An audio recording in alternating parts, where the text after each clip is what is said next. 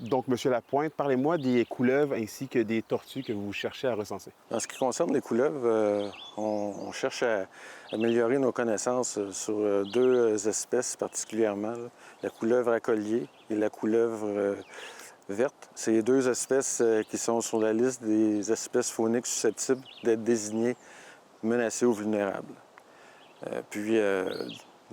Certains vont être, disons, surpris de savoir que la couleuvre à collier, c'est une couleuvre qui a des glandes à venin, mais elle n'est pas, disons, dangereuse pour l'homme parce que les canaux qui permettent à la couleuvre là, d'injecter son venin se trouvent trop profond dans la gueule. Puis c'est une petite couleuvre, donc peu de danger.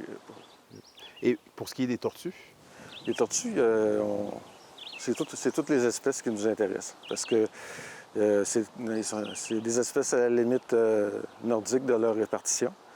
Donc, on connaît relativement peu de choses sur leur répartition.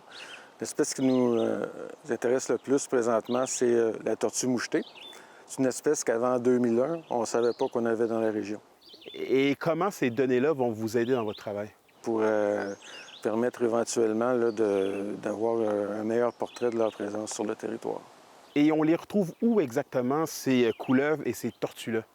Pour ce qui est des couleuvres, généralement, c'est des endroits où il y a des roches. C'est orienté, des pentes orientées vers le sud ou le sud-ouest. Aussi, idéalement, il doit y avoir de la végétation, de la végétation feuillue, ou même, dans le cas de la couleuvre à collier, des forêts là, de pins gris avec une densité là, faible de peuplement. Bon, une fois que ça c'est dit, c'est quoi la marche à suivre adéquate là, pour que les citoyens puissent vous aider?